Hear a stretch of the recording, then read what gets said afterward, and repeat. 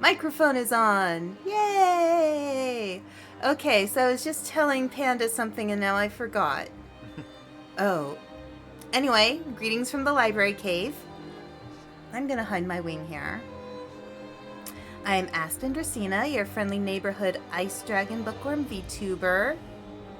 And we are going to try to finish this darn game of FrostPunk. Like, I'm almost wishing that they would, just kick me out already, because I feel so bad that I have destroyed their lives. This is first FrostPunk, yes. And Panda's here. Hello. Of course, I gesture to him like you can see him. But yeah, he's right next to me. Or like it's a 3D V chat. Yeah, yeah. VR chat. Yeah. So yeah, we're gonna continue this horrible, depressing game. I mean,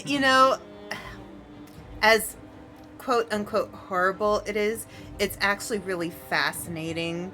Like, I know I react. Okay, cool. I know I react like, oh my god, this is awful.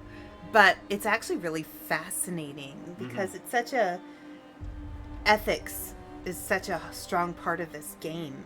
How much of your ethics are you willing to compromise so the city can survive?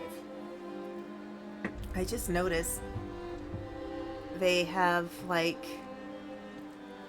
they give all the characters names and they give you that information on the loading screen. It makes it a lot more personal. Okay, so I think we should start. Can you guys hear us okay? Do I need to turn anything up? Just because usually when I do this, I'm on my earphones, but I don't really change the volume or anything on my microphone either way. So hopefully everything sounds good. The fact that I can kind of double hear myself tells me that it's on. So we should be okay, I think. I hear you two just fine. Also, they give you the names. Holy crap, this game hates its players. Yeah, they want to guilt you. Yep, exactly. And you can, if you zoom in on the populace, you can see them even more. Yeah, let's not. Okay, come on. So we're on day 30. Let's see how long I last. Southern countries and colonies were the first to fall. Unprepared for the cold, they quickly descended into anarchy. Millions died of disease and starvation. But enough about last week's snowstorm in Georgia. A cooling sun could be one of the reasons for the global winter. However, the volcanic ash blanketing most of the... And discontent is high. People are furious. You have 2 days to lower discontent. Can you get out of the... out of this one? Oh, yes. Wait, let me... Okay. Pause. Remember, you can pause. Yes, let's pause for a second, because I don't remember. Okay. Can I sit people out for the rest of those wood crates? Would that be worth it? We gotta go restart the sun. I'll get the jumper cables. Yeah. Or it's like that one episode of Courage the Cowardly Dog where they just replace the light bulb in the sun. Should we take advantage of sending people out to those coal piles? You might need them. We might need them. Yeah. That might be a way to help with the discontent, too, if we keep it warmer. Yeah, exactly. Well, you're at minus 60 and everything is cold, so... Right. Hey, Wit. Hi, Wit. How you doing? Okay, And you only have so many, We have engineers. You only have a few available, though. Yeah. But it might help. Apparently I have 47 hungry and starving. You have 43 raw food and no rations. And alright, this is the propaganda center. A propaganda? I should add people to my propaganda center. There you go. Hope rises because whoa, look at that hope rise. Oh, nice. Okay. This is the guard station. I have 3 out of 5. Guard station. I'll keep it there. Hot house. It needs. It's Why is it inoperative. inoperative? It's too cold. It's too cold. Yeah. See, if you hover over that temperature thing there, too cold. This building must at least be chilly inside to work. I was gonna say, the hothouse. Where do you have your automaton right now? Is it part of the coal? I think it's working on the coal. Yeah. Click on the coal. Click on the coal thing there. Yeah. So you've got the automaton there. Yeah. Yeah. So that's where you want to keep it. Mm-hmm. Too cold. But everything else is too cold. Care house is too cold. A public house is inoperative. It's inoperative right now, but what you could do is that the public house is a place where you can lower discontent, but I don't think you have the click on the where it says 60 degrees. Up here? Yeah. Yeah, see, your generator's range isn't that good right now. Right. And stuff like that. And even then... And even at the little portable ones... Yeah, those little portable heaters, you don't... those little steam heaters or portable heaters or something like that, those don't seem to be doing much. Yeah. Hover over where... hover over some of the buildings there. And... Guard station... Cold. Child shelter. Very cold, yeah. And that's with it being right there with the with the heat on, yeah. With the heat, yeah. And those will use coal. Cold. Not cold. But there's only so far that heat can go when it's that cold. Right, but at the same time, this is where if things were going better, big golf ball. Oh, yeah, Epcot Center. So a local theme park owned by a particular billion-dollar entertainment company that may or may not have made some really stupid decisions recently and had a pretty good time. Good for you, Whit. I'm glad you enjoyed yourself. Yeah, that sounds fun. So, given our situation, I'm not gonna say pack it in and give up, because I want you to see the ending. I need to get to the end. That's just the reality. An ending is an ending. Right. You can say that you beat the game. Right. And I can set those people out to get those extra coal deposits just to help. Exactly. I think you might have a little something just to help. Yeah, I have some high risk of falling, small risk of, oh my god, amputation. Risk of requiring an amputation, yeah. When they say small risk, how small of a risk are we talking about? Right. Well, let's... Like me, I throw caution to the wind on this sort of stuff because I'm kind of like HAL 9000 in 2001: A Space Odyssey. I think you let the part fail. Right. Dave, what are you doing, Dave? What are you doing? Just what do you think you're doing, Dave? Why are you doing this, Dave? Don't you trust me, Dave? Have I steered you wrong, Dave?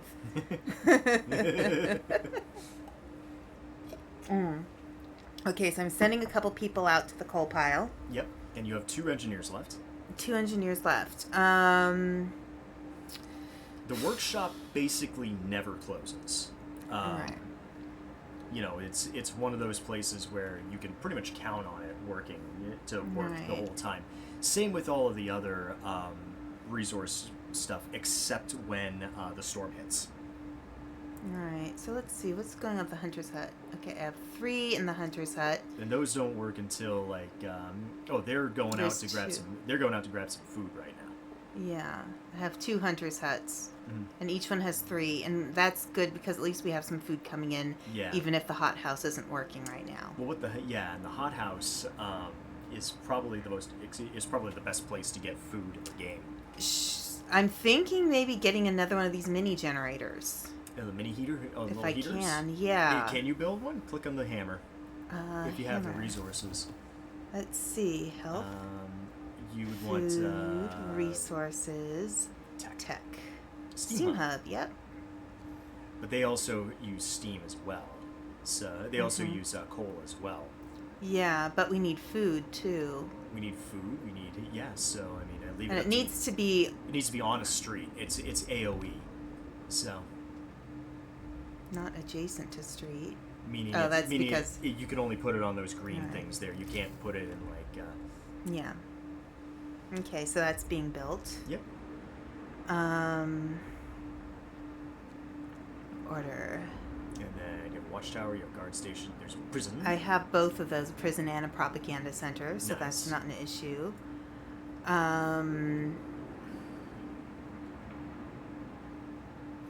Outpost depot research. Yep. Now, mind you, you need resources to do this stuff too. Yeah. Svengoolie, Killer Snake movie. Yeah, I remember when snakes on a plane was like a big deal. We were talking about that the last time we were together. Yeah, and then it just kind of fizzled. But I mean, you can't go wrong with a certain actor in that movie saying a certain line. That the whole movie pretty much it all boils down to that one line. Yeah, exactly. Really. it's actually kind of hilarious when we look at it in that way. Right. So let's see if there's anything I need to work on here. Generator range upgrade. Generator power upgrade. Steam hub upgrade. Oh, it looks like your model's askew there. Oh. Am I not? There we go. There we go. Or, we could turn it so it can be Panda who takes over. Yeah. So now Panda's me. I've possessed Aspen. Ah! I have possessed Aspen, and there's nothing you can do about it. That's evil. He's evil. So many people, for some reason, took the bad movie so seriously, they acted like it was a bad movie. That wasn't supposed to be a bad movie. My Panda impression is excellent. I spent too much time with him. Yeah. Alright, I finished all my hot cocoa. Had to, Oh, you know what we did today? Yes. We made, well, I guess I mostly made them. Yeah, because I think I broke my toe over it last night. Yeah, he hurt his toe. But I made cinnamon rolls for the first time. And Panda supervised. So, and they turned out well. So I'm proud of myself. I would go to resources there. See what we got there. Okay. So, yeah, you could get it could be coal mining optimization. Probably be the first thing I would get. Coal mining optimization. Because if you take a look at it, it's you can do it. It says coal mines, steam coal mines, and advanced coal mines will be 10% more efficient. Right. Good idea. Good idea. Okay, and we're still paused. Yeah. So nothing will go until we say go. Yeah, I don't know that there's much else I can do. It's been a little while, so we got our situation. And that was the propaganda center. Coal mine is an automaton. I wish I had 12 automatons. That would probably save everybody real fast. Close this time of day. I've got 10 out of 10 at the steelworks. It's closed this time of day. Yeah. So, and we need steel, because look, I only have 3. Yeah, well, steel is one of those resources that's really slow in coming. So... Right. But I wonder if I should... say, why is the steelworks cold? You'd think the steelworks would be like the warmest place in the area, next to the generator. Right. But it's closed, I guess, so that's why. Unless, it's not a good idea right now because the discontent is so high. But, if you were in a pinch, you could make people work a 24-hour shift, so... Yeah, I'm not doing that right now. You kind of can't afford to. Right. So...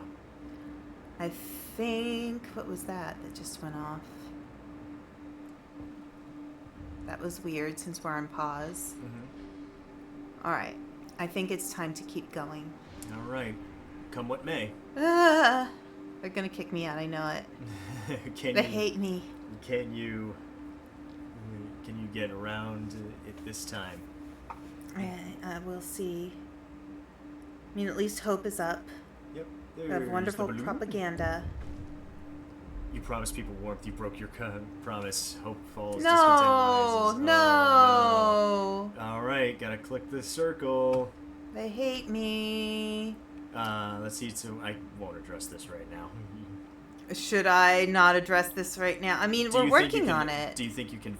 But yeah, you'll have to start heating 3 cold workplaces within 2 days, then keep them heated for an entire day. So that means that if the temperature drops, it can fuck you. Yeah. Digi. Urge to kill. Oh wait, we'll just have to do this. I know discontent is enormous. Yeah, it's basically at 100%. Actually, you can see how... Honey, hold me! Hold me! You can actually see how bad the discontent is if you hover over the bar. 113%! Lovely, but there's still hope! A little bit. Hope! Hope! Convince people to trust you again and search for others. We already have those guys out. We're working on that one, yeah. Yeah, so let's take a look. So they're going out to Winter Home. That's the one. That's where you need to be. Right. If you get there early, eventually, well, that's the city that fell. Mm-hmm. You can just use the mouse wheel. There you go. Yeah. Hope is a powerful thing. Man, yes. Hope is a great thing. A good thing. Maybe even the best of things. And yes. no good thing truly dies. Yes. Shawshank Redemption? Yeah. Yes. Yes. A burial ceremony is starting at the cemetery. Oh. Mm-hmm. So frustrating. Okay, and we have 64 people. Mm-hmm. And only 2 free workers. And only 2 free workers. Yep. Gah. Oh my god. Oh, this is horrifying. Oh my god. I feel like I'm just sitting here watching everything go horribly, horribly wrong. Do you want to make it go faster? I can. I mean, there's not much I can do. Let's speed it up a little bit so I don't have to watch them in pain as much. You can hold down the right mouse button and drag, and that works a little bit better than using your WASD keys. Yeah. Yeah. Everything's terrible. Everything is awful. Everything is bad when the team doesn't like you. Everything is bad when your team is in flux. Oh, but look, our friend is doing his work. Mr. Automaton, yay. Severe frostbite. The citizen had to have a limit. I'm sorry. Wait, where's the automaton going? Oh gosh, that's not gonna help with discontent. I have like 25% hope. Does it give me a percentage? Yeah, it doesn't really say propaganda. 24 times high discontent. Yeah. People are hungry, cold at home, bad health care, freezing at home, cold at work. Bloody hell, I can't stand any more of this. We need new leader. We need law and order, but also competent leadership. Yeah. They'll probably kick me off, and then we could play a nice game. Yeah, we could play something fun. We could play a happy game. We could play something fun. Yeah, we could play golf with friends. Yeah, golf with your friends. Or Uno. Well, we can't play Uno because you'd have to be on a separate computer. Yeah. I have my laptop, but it's a Mac, and not all games work on Mac. Right. Peppa Pig says, "Did you, Ranma?" Peppa Pig. You mean the unknown eldritch horror that is Peppa Pig? People are eating raw food. Why are they eating raw food? Because the cookhouse isn't open. Oh, care house. Where's the cookhouse? Down there. Cookhouse. Yeah. Right. Cookhouse isn't operative because it's too cold. I'm sorry. I hope you enjoy sushi and steak tartare. Wait, I can't hear that. I couldn't hear it either. Maybe it came from outside? I wish I... You may want to turn off a couple of those heaters because they're not working. Right. Nah. There you go. Okay. And then you can find your heaters more easily by clicking the temperature thing in the middle top of the screen. Up here? Yep. and then you can see where your heaters are, and you can turn those off and get some coal back. Okay. Because they're not really doing anything. Okay. Oh, I feel bad turning it off next to the hospital, though. But it's not like it's working. Right. Okay. I'm Gets sorry, everyone. I'm sorry. I believe this pauses the game, too. Yeah. I'm sorry. Please gather around the center. Gather around the coal. I don't know, honey. I don't think we're getting out of this one. I don't think so either. People are gonna die. We've got... You're gonna be... We're gonna have more people. Is it rising? Is the discontent still rising? Let's find out. 122%. It went down 6%. I thought it went up 6%. No, it went down. It went up and then it went down. Oh, okay. I don't know. And Hope is hope going. Why is hope going up? Hope go up. Why is it going up? It's the propaganda, probably. Oh, yeah. Yep. A propaganda marries a mamaganda, and they have little goslings.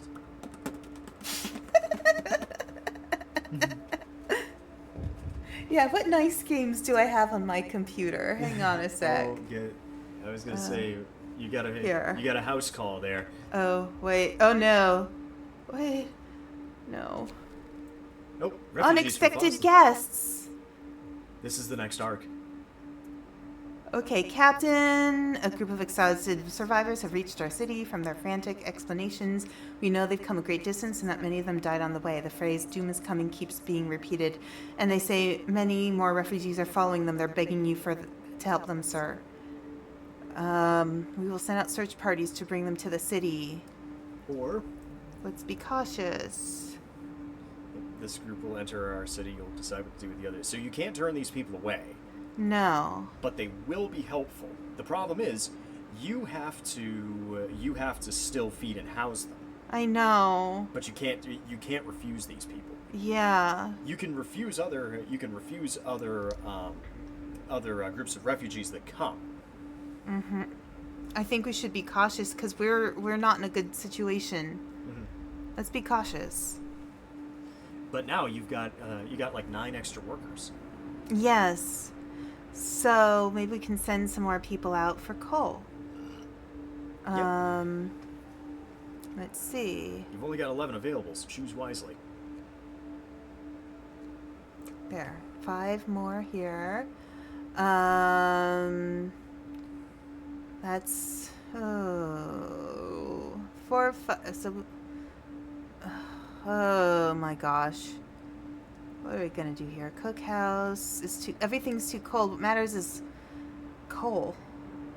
Really, that's all that matters is coal. Mm-hmm. Because everything's so freaking cold. We don't need to build anything more. We just maybe I should send some to the other coal pile. You got 500 coal that you can try and get out there. You can't turn other people away. Okay, line up over here. We'll house you guys later. Right now, if you want food, see Carl. He goes great with a nice port.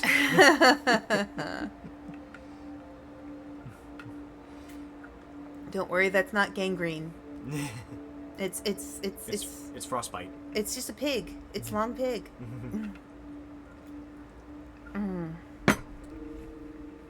Another person died.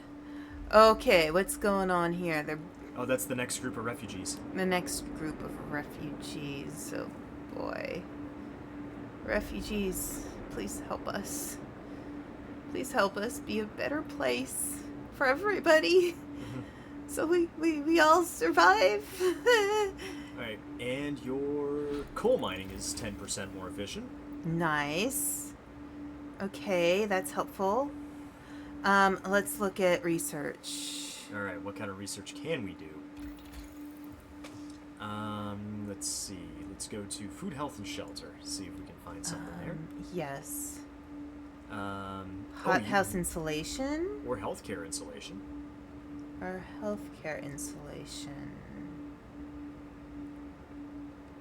Ooh, I built the house and we haven't been able to really use it. Yeah.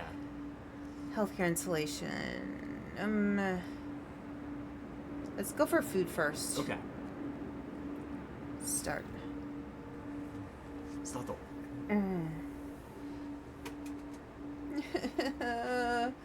I'm not gonna reduce the discontent soon enough. It's almost over, honey. 2 of our people died. Yeah. Oh, that's the End of day. the end of the day thing. Yeah. The the disembodied voice. Live the good life in the off-world colonies. Right. Let me do that there.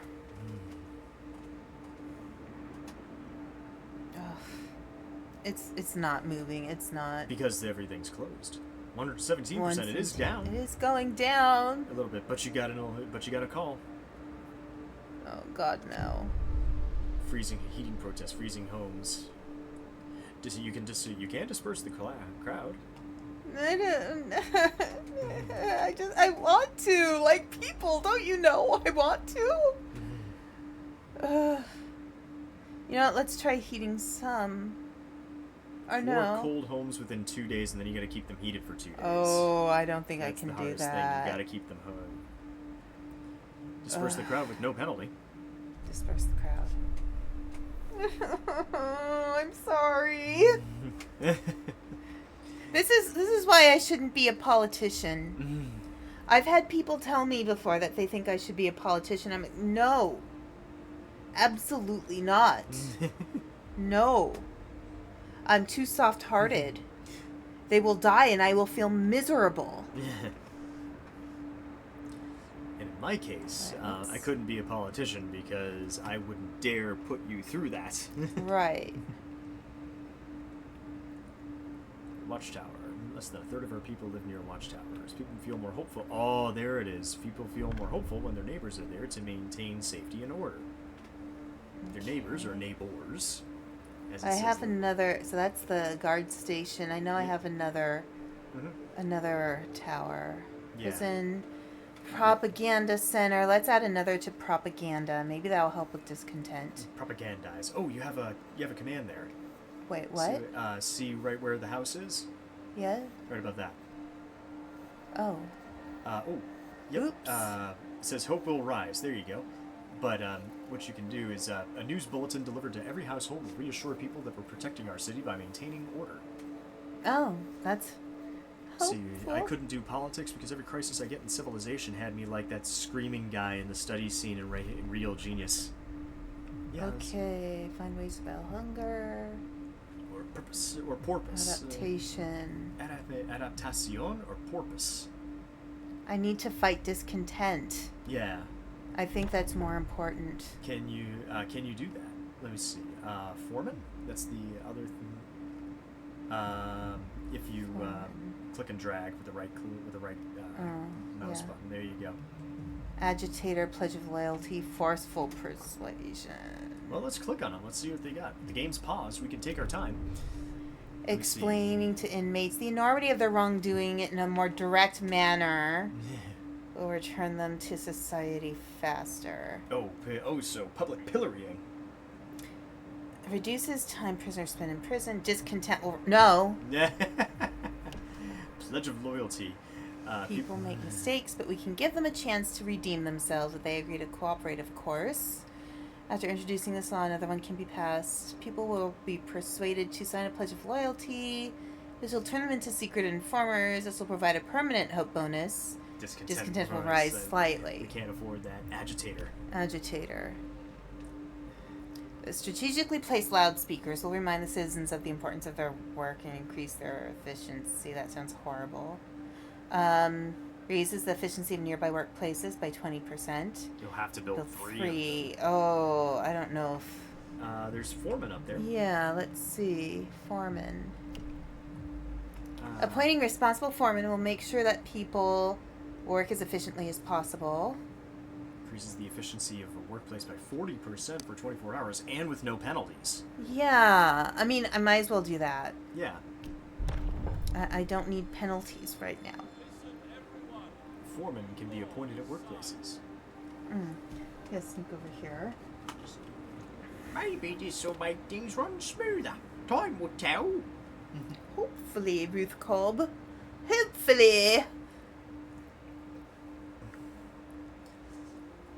Like, I can only imagine that everybody here either sounds like they're from Newcastle or is Cockney, or maybe from I feel like Liverpool. they all sound like characters from Monty Python. Well, or like or maybe they're from Liverpool. Yeah, yeah. Scousers. I couldn't do politics because every crisis I get in civilization has me like that screaming guy in that study scene in Real Genius. Yeah, I think the thing is I'm just too soft-hearted for politics. But I think that's what would make me good for politics, because I actually care about people and I care about being responsible. Yeah. And most of the times, the people who get involved in politics are the type who don't care about people. Yeah. They care about themselves and their own interests. So it's kind of difficult. Where do you find the balance? Yeah, exactly. You know? I think the problem that we've kind of always had in politics here in this country is that it's always been something for lawyers. Yeah. Like, ever since the beginning of this country, every single person that has actually made their way and been a career politician has been a lawyer. Yeah. We need teachers, we need doctors, we need, plumbers, Right. We need all those people involved in politics. Look, it's minus 60 degrees Celsius in there, and it's 73.4 degrees in this room. Mm-hmm. We're secretly hiding in the generator. Yeah. Yeah, we have our secret room. Yeah. I was gonna say, Digi, like you mentioned civilization. I'm watching videos and trying to get stuff, going for Civ, and I'm just like, oh no, 2 more people died.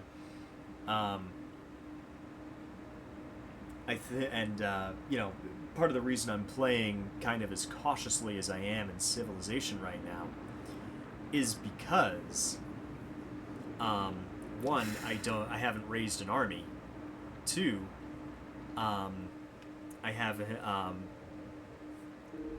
not going for the military victory.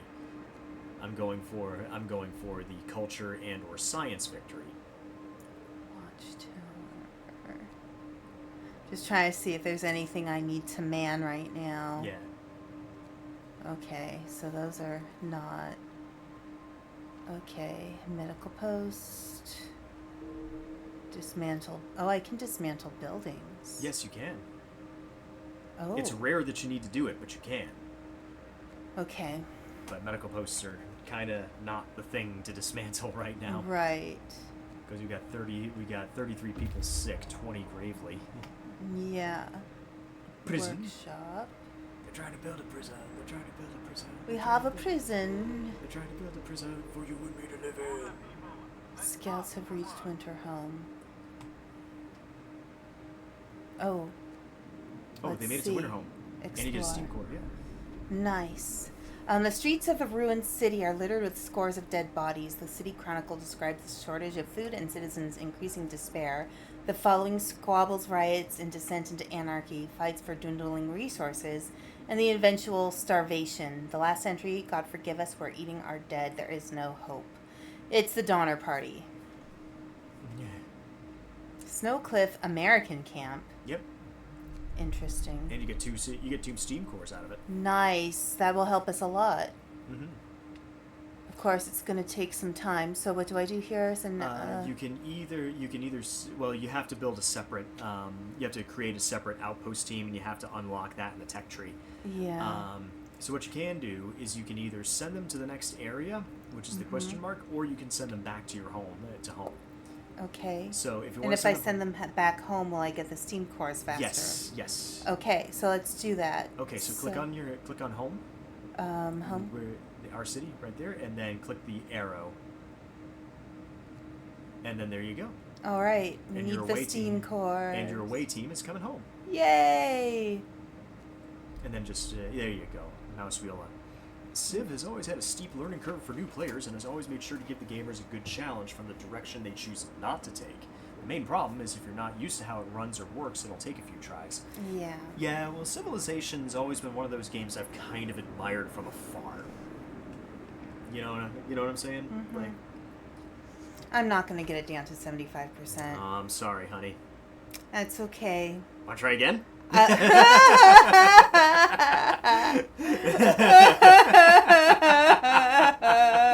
love you, honey. They're cold at home. They have bad health care. They're hungry. Basically, society if AI takes over. Yeah, pretty much.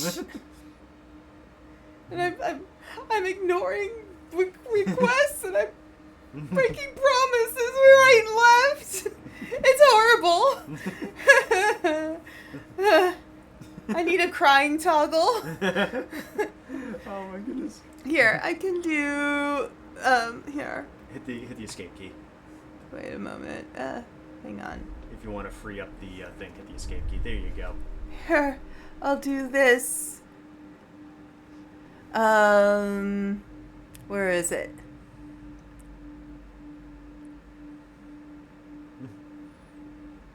There. Yes. Oh, the misery! Everybody wants to be my enemy. Spare this. Want to try again on a witness stand? Yes, Your Honor. I can pinpoint the moment she killed him dead. I think she'll just make me sleep on the couch tonight. That's punishment enough. Yeah, it's colder downstairs than upstairs. Yeah. But look, I have all this coal.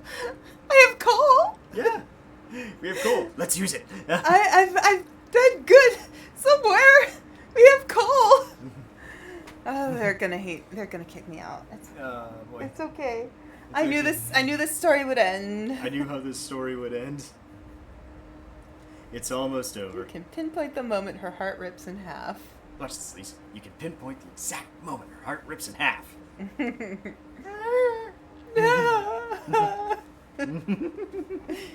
funny thing is Panda knows how expressive my face is. Yes. So, he's seeing this in actual real life, which probably makes it worse for him. Digi, the torture I feel right now, just seeing my dear so distressed, is pretty horrible. Mm-hmm. And I will atone in my own way. Yeah. So all those people essentially that came in, they're dead. Yeah. And then some. Mm-hmm. And now you got two groups of refugees coming in. Lovely! Yay! You've saved us. But my scouts are coming back. You've saved us. Saved you. I don't think there's any. I'm gonna speed this up. I'm not gonna torture myself here. Yeah. More like under new management. See the little sliver there? Yep, I know. It's almost over. This is the game that doesn't end. It just goes on and on, my friend. Wait, it's too early for them. Refugees from Frostland. A huge crowd of people has reached our city. Many of them are sick. They say that some kind of enormous weather anomaly is coming our way and that they'll die without our help. We'd never have survived it. We're all dying anyway. Mm-hmm. Come on in. I don't care anymore. There it is. My time has come. We're all gonna die. We can start rebuilding at last. Good riddance. Her. He should be happy we did. Now who will make our city great again? You are deposed. A band of grim men drags you under the generator. The crowd erupts with angry shouts. Hang the bastard. Throw him into the generator. You are summarily judged and spared the death sentence in recognition of your efforts. You are banished from the city instead.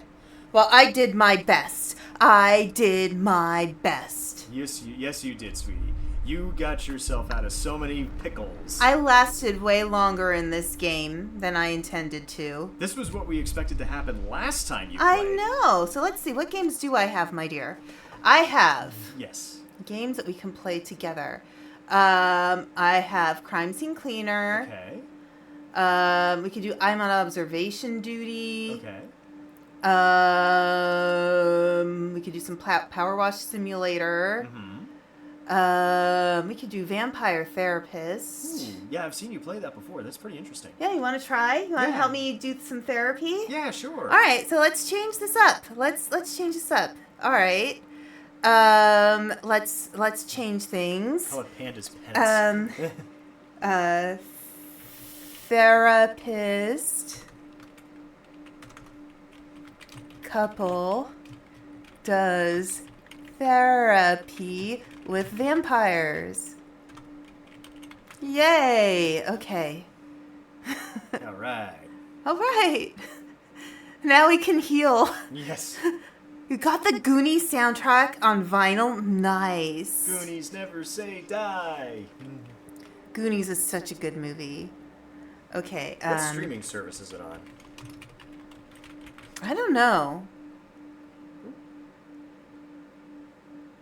All right. Yeah. We've changed the info, and we will play Vampire Therapist. And let's see. Game capture. I have to wait until it shows up. Wait until it boots, yeah. Yeah. Okay. Sorry for the black screen. But yeah, I think Goonies that wasn't Spielberg. I don't think Was it was it? Spielberg. Was it? I don't know. Who was the director? Okay. Little Bat Games. Let's see here. Richard Donner. Okay. Vampire Therapist. Okay. There we go. We'll continue from where I left off. The Blood of They have a Truth. DLC for couples therapy. Nice. Which is awesome. Record store, the records department got another order in the day after I got the Wiz soundtrack. Yeah. There you Yeah. Blood of Troy, Spanish Nights, Fathoms Below. Okay, let's continue where we left off. go. Okay. You did Scrooged too. Right. Okay. So last time I played was December 29th. Based on a story by Steven Spielberg. Ah, there we go. There's some really good classic movies out there that are from like the 80s, 90s, like Goonies and Stand By Me. Yeah. There are a lot of really good ones back then. All right, Samuel, greetings. I believe you're a singer actor friend, are you not? Again? Yeah, I guess so. Still ain't sure I'm the right therapist for that fella. I love Sam. Yeah, I guess so. Still ain't sure I'm the right therapist for that fella. There may not be a right therapist for him. And hopefully you guys can hear this. I don't have the volume very loud on... And that is a tremendous step. I don't have the volume very loud on my end, on the TV, or the, my monitors are actually both TVs,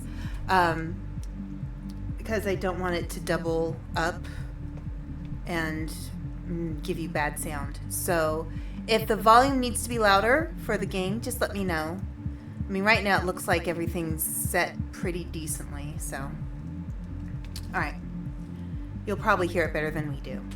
Yeah, I guess so. I'm thinking it's gonna be an uphill battle, though. At least this chord distortion is clear, don't you think? You know what it is, I am sure. Okay. All right, so this is our list of things. Okay. So we're talking about this client. Edmund Kean. He's a highly influential Shakespearean stage actor during the... Oops. Let's go back. Georgian period. He is credited with more personal interpretations of character as opposed to pantomime performances. He lived a tumultuous life on stage, dealing with alcoholism, sex scandals, and entitled behavior. He wishes to return to the stage, but expresses great anger at critics who might review him poorly. He demands respect as the greatest actor the world has ever seen. That sounds like a distortion to me. Right. So this is from our first session. Edmund is afraid to get back into acting because he's afraid of getting anything but universal praise. Self-centered mindset. Believes he determines what acting must be. Diminishes the thoughts and opinions of others. Champion gaslighter. Tried to convince me I was attacking him. Sees the world through theater. Next time I'd like to dig in on where all this comes from. Why is this fella so insecure? Alright. It wasn't disqualifying the positive. No. Personalization. It's either personalization or emotional reasoning. I think it might be personalization. But again, it's been a while since I've played this, so I can't remember everything. Still sure I ain't the right therapist for that feller? I mean, do I sound like the cowpoke that says bucking your horse is bad? Let's say personalization. It's personalization, right? Of course, a distortion common to many with narcissistic tendencies. Right, so he's a bit narcissistic, I think it's obvious. Yeah, that's the big thing there. Yep, Yeah. it's the Edmund Keane show all day, every day. All day, every day. I recognize your disdain, but pause a moment. It must be difficult for Edmund to make everything all about him all the time, don't you think? He Yeah. doesn't have to make everything about him, though. He doesn't know that. Keep digging, Samuel. You will find his truth. I feel like this game is like the My Dinner with Andre of video games. Choose Except your of distortions vampires. well. Yeah. Okay. Okay. So we have to choose what distortions we think he has. I think control fallacy is a good one. Emotional reasoning, maybe. Right. Yeah, probably. Labeling? Labeling? Or maybe even should statements. People should see me as the greatest actor in the game. Right. Actor in the world. Right. Disqualifying the positive. I don't think that's important. No, he hasn't shown any sign of that. I think labeling or overgeneralization. I don't even know what Nosferatu thinking is. I'll go back and show you. I'm gonna say labeling. Yeah. Okay. I think I'm all holstered up now. Here, let me go back here. Oh, So, cognitive distortions. Okay, so these are the different cognitive distortions that will show up at the bottom of the screen. Alright, so Nosferatu thinking. Sometimes things can seem black and white, win or lose, famine or feast, live or die, like everything's a big showdown. It can feel like we've only got two options, winning the day or ending up with a stake in the heart. That's Nosferatu thinking. It's thinking in extremes and ignoring all the in-between. We stress ourselves out when the stakes are high. Yeah. If I can't get the best saddle, my butt's gonna break, ain't no doubt. Either I show up ready to win the rodeo, or I better not show up. I'm not sure what not Nick Cage going, I'm a vampire, I'm a vampire, I'm a vampire. Yeah. I think I saw Andromachus at the dollar menu at Taco Bell. Alright, control fallacy. A lot of us so we're gonna go through all of these because Panda hasn't played this before. Yeah. Alright. A lot of us bloodsuckers have a habit either of feeling responsibility or sole control or feeling completely helpless. Thing is, usually neither is true. Feeling hopeless doesn't mean we're powerless, and feeling untouchable doesn't mean we're invincible. That's a control fallacy either way. Our real capabilities are somewhere in between. So, with my dark powers, vampires shall dominate the mortal world. I think control fallacy is very much what our politicians are inclined towards. If a mortal discovers our secret, it's entirely my responsibility to deal with. So it's a responsibility thing. I can't deal with the bureaucracy of international travel with my coffin. I'm stuck in the USA forever. Oh, God. Yeah. Oh, God. Labeling. This one's kind of obvious. We vampires sometimes call ourselves awful names. I'm a failure. I'm unlikable. It's like burning ourselves with a big old branding iron. Every time we look at ourselves, we keep seeing those names. Labeling is just calling ourselves names that do no good. I missed that shot. I'm such a butterfingers. Crying over a horse, you're sappy as hell. That fella doesn't like wearing leather. He's only a vampire wannabe. Should statements. Sometimes we judge others and ourselves with arbitrary rules on how things should be, And then we get hoppin' mad when our expectations aren't met. I think that one's pretty obvious. Yeah. Disqualifying the positive. I think we definitely know this one. I Yeah. think both of us have personally both experienced this one. Yes, definitely. You know, it's really easy when you're used to things being bad, Yeah. to think, oh, if something good happens, that was a fluke. It wasn't really something that happened, or maybe it just happened because of somebody else. It wasn't Yeah. really, And personalization. Often we assume things happen because of us. Heck, they often do. That's why we get tempted by personalization. Wrongly linking external events to ourselves in cases where realistically there ain't no definite link. So, like the Vampire Country Club doesn't allow cowboy hats. They made that rule just to discriminate against me. I think we've heard this character say things like that before. So personalization is a good one. Emotional reasoning. When we act like our feelings represent reality, but no matter how happy we are, feelings alone don't define the world. So I think that fits for this character. Mm-hmm. Overgeneralization is when we take one or two experiences and then assume future experiences will always be the same. Mortals overgeneralize when they think all vampires date high schoolers based on that one vampire book they read. I know what book they're talking about. Alright, so let's move on. So, Canada and the U.S. got into 3 fights in the hockey game in 9 seconds. Mm. Well, to quote... Sounds like hockey. To quote the former Bruins play-by-play man Jack Edwards, "You having fun yet?" All right, Sam's all holstered up right now. And I feel like we picked the right ones. I think we did. Looking over the ones that we were doing. Looking over definitions. Yeah, Nosferatu thinking might have been good, but I think we're good here. All right, I wish you patience and compassion. See you later, Andy. See you later, right? All right, now what did Andy teach me? Breathe. I think I'm ready. Right on time. The fork on the left. Here I'm coming. I'll hear him coming. Hey, Edmund, good to see you. How you been feeling these past few weeks? Empty, my dear boy. Empty. I am but a vessel. A vessel made for a single purpose. But alas, and alack, that purpose is in supply most rare. You mean acting, right? Aye, that's the rub. Acting, my dear boy. Acting. My thespian blood goes rancid with stagnation, and the only cure seems to me irreprehensible now. They turned Calculon into a vampire. Oh dear.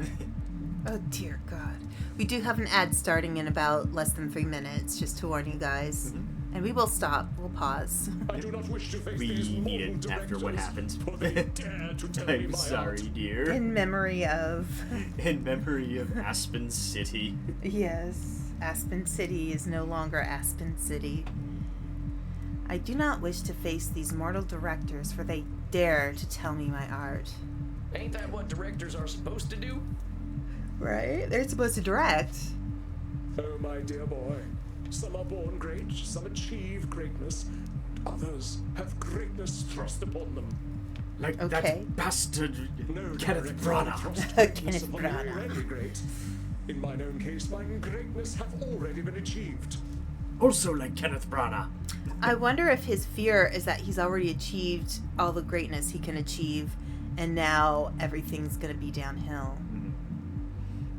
That's my theory. Well, maybe you can help me understand a little better. You said that greatness was thrust upon you, right? How did that happen? Ah, you are curious to hear what circumstances created this actor non pare. I cannot blame you. Okay. Well, recounting such a history would please me indeed. Okay. Well, he's happy. Yay. And the nice thing about the volume being low right now in the game is we aren't hearing the background rave music in the club downstairs. I find that very distracting. When I think of a therapist for vampires, a cowboy is the last image that pops into my head. You said greatness was thrust upon you, right? How'd that happen? Look at me. I'm dripping. I first rattled the foundations of the stage as a mere babe. Indeed, too young for memory, and yet old enough to command attention. I was a beautiful baby, after all. Clad only in a Perfect. swaddling cloth at the age of 4, I was Cupid himself. But my arrows seemingly went astray, but the entirety of the audience fell in love with me. Me. I also there were also a couple of audience members that had arrows poking out of their eyes, but let's just say I missed. Yes, of course. One of the few mistakes of my career. Yes, indeed. Okay, the ad's gonna start in a couple seconds, so I'm gonna go get some water. I'm gonna top up my beverage as well. Yes, we will be right back with beverages. Beverages of choice. Yes. I just realized I can turn on the humidifier.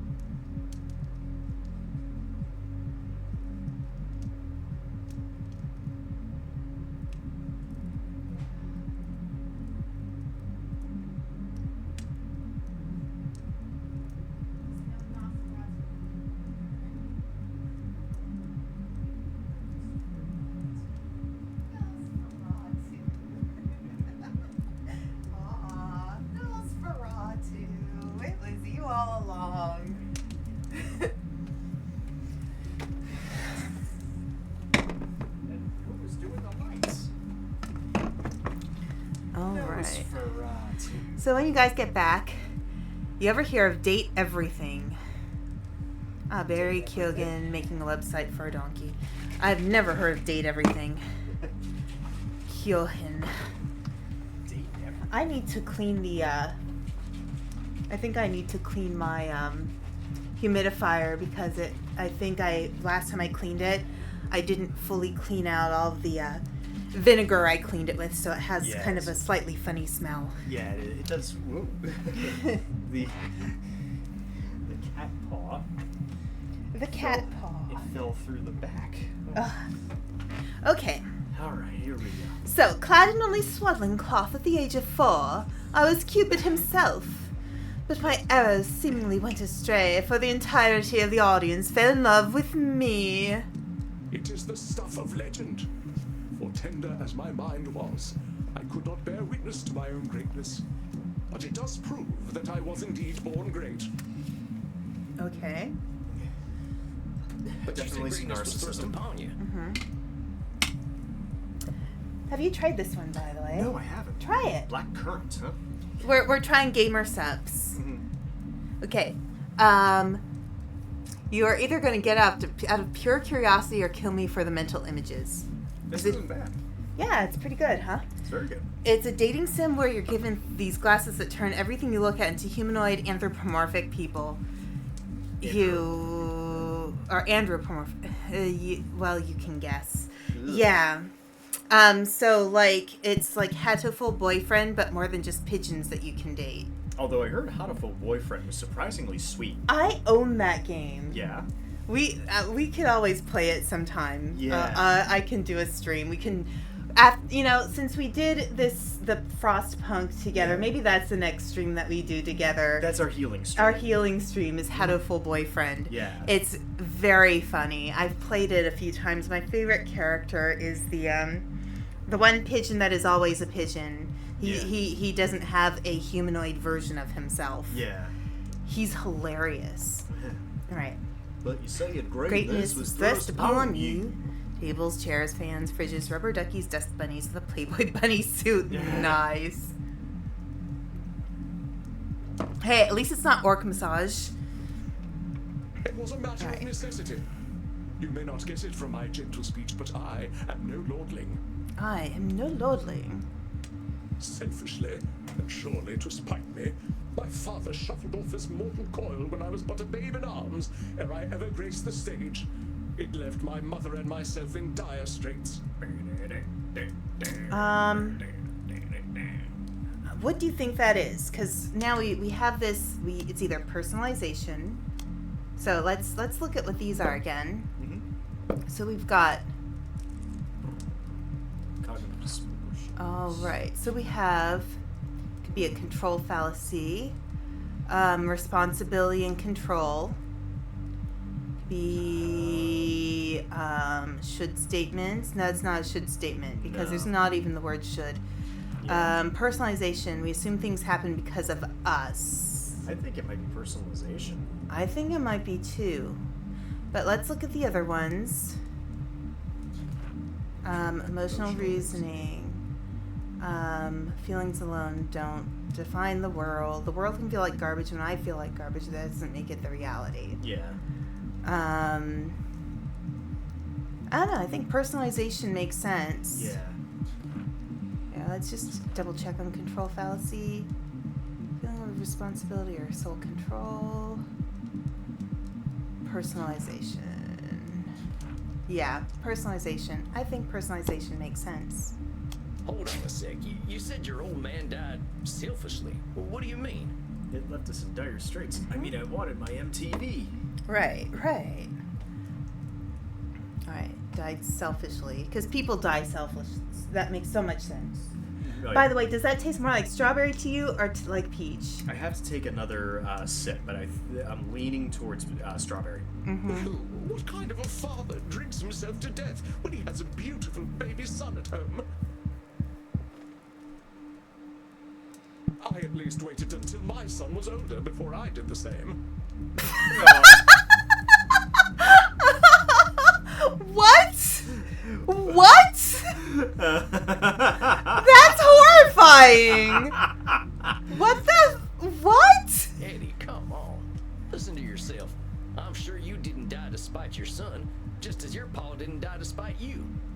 He had his own problem. I ain't gonna deny his choices hurt you, but they weren't all about you. Exactly. Yes. Thank you, Sam. Forgive me then. 'Tis ever the fate of an actor to feel every emotion more keenly. The situation my mother and I were left in was most precarious. We were the lowest of the low, you see. We lived in the rookeries and begged for our bread. But he that hath wit must be content with his fortune's fit. And oh, did we beg. She was my Queen Gertrude, and I her filthy little Hamlet. Did I mention I played Hamlet at age 14? Good for you, Edmund, I suppose. Great. Hamlet's a hard... Nah. No, I hadn't heard that. Well, anyway, my mother was a competent actress. But Any it was my particular wit reason why alone that that's saved us from why destitution. that's kind of blinking over there? The red color back Yeah. there. If you notice, pay attention to him, because oftentimes when he's speaking, it'll turn that way in the background. There was one character who, when they would get upset, I think it might be been him, the flames would go up on the candles. I thought it might be a clue to be aware of something to, Yes. like if he's using a cognitive distortion. Right. And sometimes it actually is. So it's good that you noticed that. Yeah. But here, look, he's saying it was my wit alone that saved us from destitution. Control fallacy, perhaps? I was so prodigious that, at the age of 7, Yeah, no, I wait. garnered the attention of one Reginald Flopbot of the Worthington Flopbots. Right, so this is just information, so that went away. 'Twas he who paid to get me off the streets and into the dormitories. He said, Edmund, my cherub, the streets are not for you. One day you will be the greatest of actors. One of the nice things about this game is I don't have to use my hands so much to, Hey, how about that? You went and proved him right. yeah. Piffle. Master Flopbot never gave a fig about my potential. I was a prop to him, a symbol of his generosity and high breeding. Every month, he would stage an elaborate party with all the well-to-do society of London. The dandy fop would stand upon a dais and announce himself as the savior of the city's poor. That was my cue. I would be lowered down from the rooftop, wearing naught but swaddling clothes and a set of opulent wings.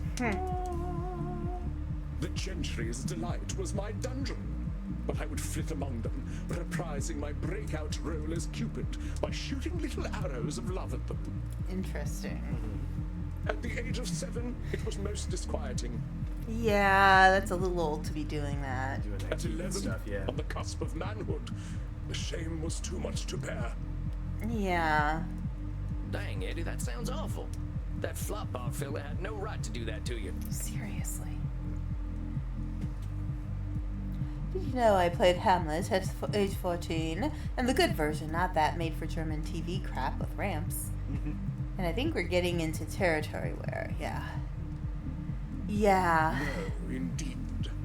I remember my last performance quite vividly. The titters and leering glances from the guests linger ever in the back of my mind. Yeah, this is awful. And fool that I was, I played my part yeah. still. Alright. I should have Should statements. plunged mine arrows into that fool Flopbot's chest instead of shaming myself. Hold on a sec there. You saying you should have stood up for yourself. Where the heck does that come from? And you know you did it right when it shows the blood. Yeah, okay.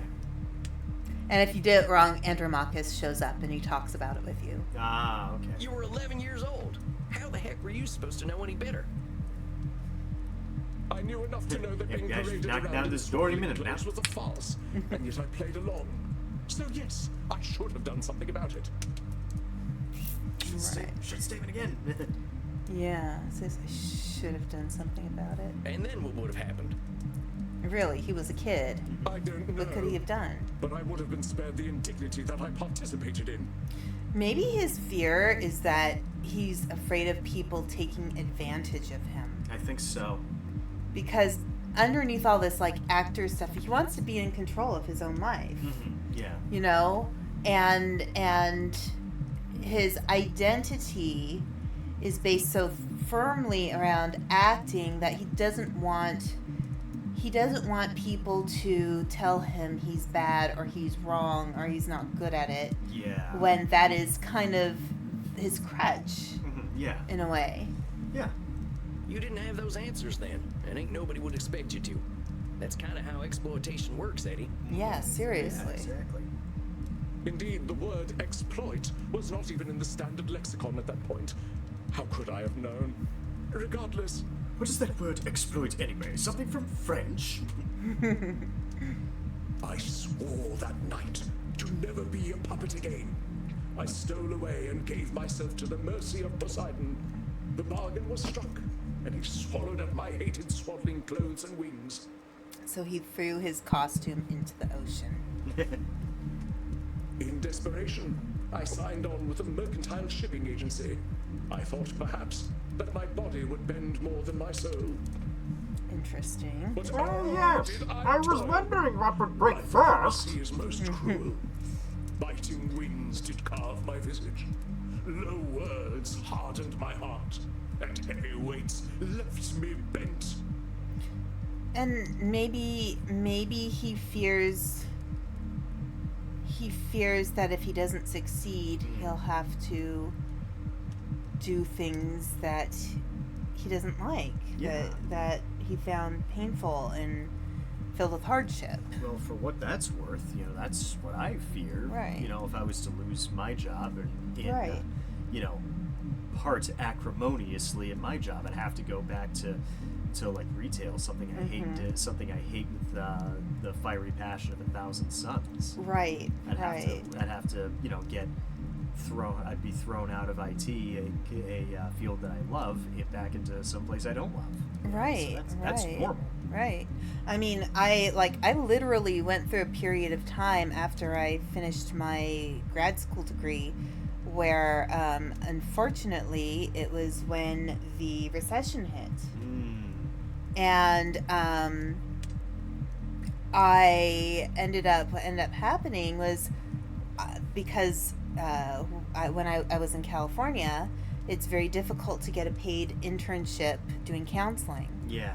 And so I moved to another state to try to make it happen there, and it didn't happen there. And I ended up on food stamps. Oh, wow. Oh, hi. And then I had moved back to California because it was at least easier to be near my family who could help me. Yeah. And one of the things I had to do when I was on food stamps in California is they had you work. Even though technically all the money from food stamps, by the way, it comes out of your paycheck. So technically I already worked for my food stamps because I'd had jobs before, and I contributed whatever money of my taxes goes into food stamps to food stamps. But I had to do that again, and literally my job was lifting large rocks and moving them someplace else in a park. Oh, honey.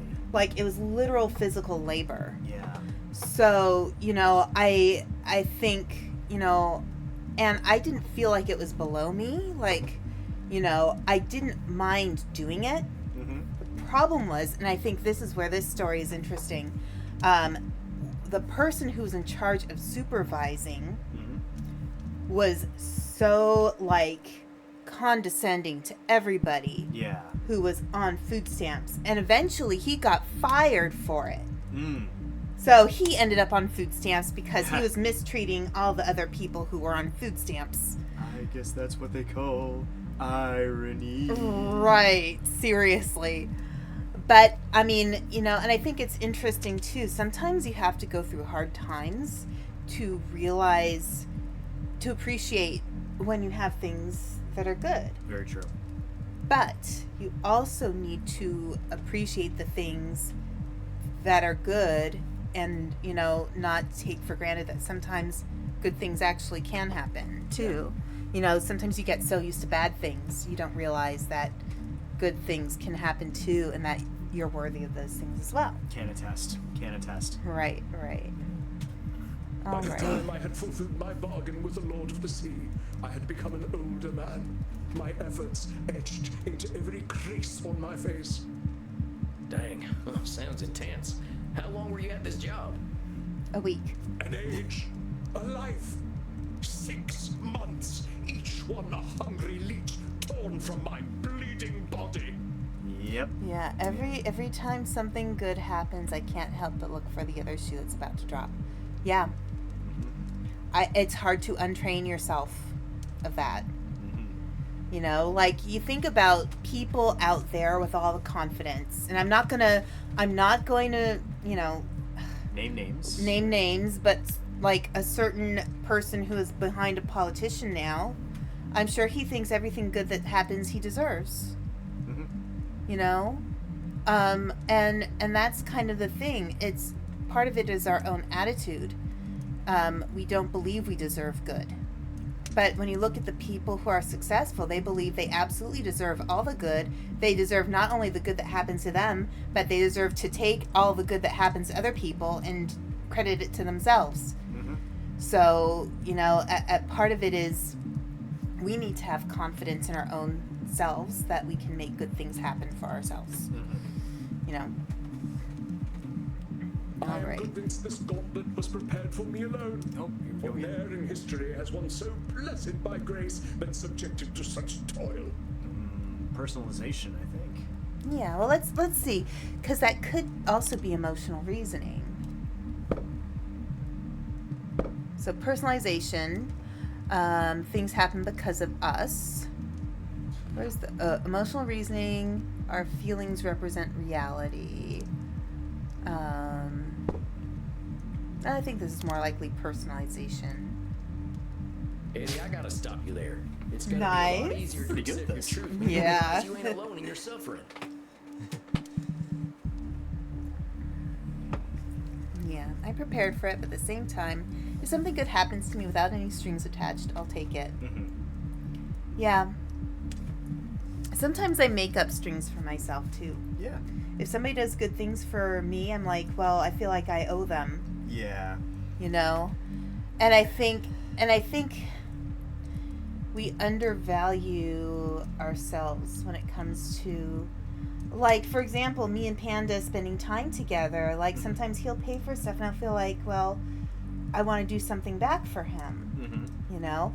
And that's not a bad thing, you know? Yeah. I don't think it's a bad thing if somebody does good things for you to want to do good things back for them. Mm-hmm. So, like, you know, when we decided he was going to come visit me this time, I was trying to think of something I could do for him, and I have a massage therapist I see once a month, Mm-hmm. and I prepay my appointments. So I get 5 appointments at a time, and I had enough that I could have him take one of my massage appointments. Mm-hmm. And I was so happy I was able to do that. Yeah. You know? And, you know, and it's funny because I think both of us do this. We give to each other with no expectations Yes. that we get something back. Mm-hmm.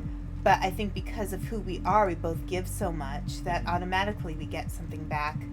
Whether it's, you know, somebody paying for a meal or somebody, you know, doing a kind gesture, you know. And I feel like the only expectations we really have of each other is just that we enjoy spending time with each other. Yeah. And that, you know, we're honest and we respect each other, Yeah, exactly. you know? You know, I talked with Aspen about this earlier today, and you know, I've as you may have known, I've been struggling the last few weeks emotionally and stuff, and I, you know, talked with Aspen about it earlier today. It's like, you know, because of circumstances in my life where I've job hopped and stuff like that, like, it doesn't feel right that I've been at this job for so long.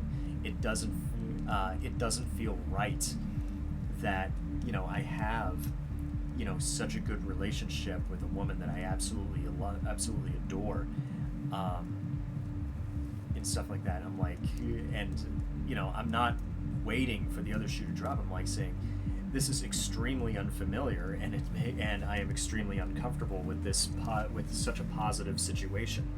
Yeah, imposter syndrome. Yeah, I think that's part of it, yeah. you know? And it's, and you know, I was saying to Panda too, like, that's something that I've worked really hard on myself, like, you know, especially because I grew up with dealing with a lot of grief and loss. It's like, Yeah. you know, why is this happening to me? Mm-hmm. What did I do to cause this? Mm-hmm. You know? And we were talking about that today too. And it's like, the reality is things happen. Sometimes things just go wrong. But sometimes things go right too. Mm-hmm. And either way, you don't have to accept everything that happens to you. Mm-hmm. But you have to be prepared that sometimes the worst will happen. Mm-hmm. Sometimes amazing things will happen. Yeah. And you have to take things as they come. Yeah. But you can't, I lived my life expecting the other shoe to drop for years and years and years because the other shoe did drop for so Right. long that I just got conditioned Mm-hmm. for the other shoe to drop. And now I guess you could say some of that, I've worked hard to shed that conditioning. At the same time, you get situations like what's been happening recently where I am expecting the other shoe to drop, where I am paranoid. Right. Right. Whatever happens, happens. Yep. Mm-hmm. Yep. And it's just it is what it is. And the thing is, I think it would be harder if Panda wasn't telling me about the stuff that's been hard for him. Yeah.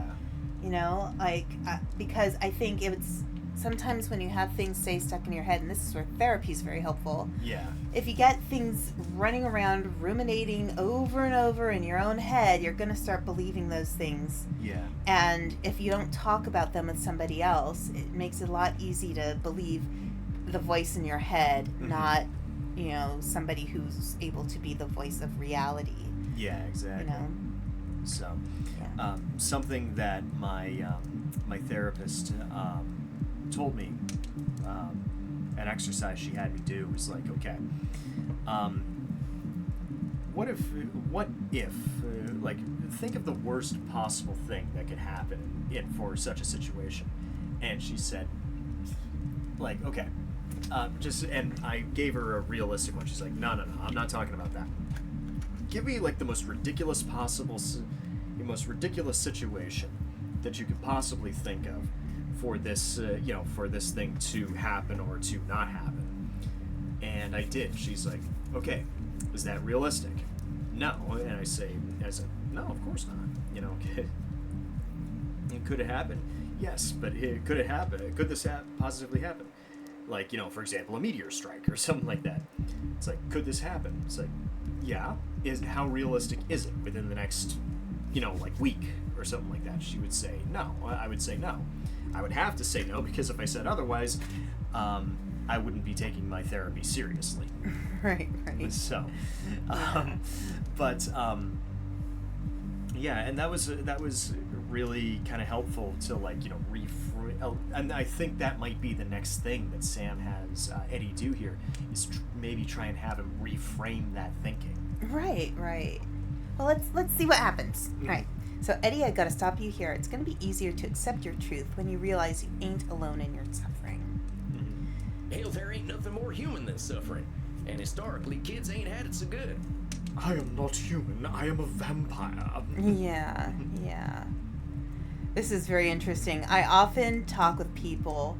So when we talk about religion sometimes too, here we are talking about politics and religion.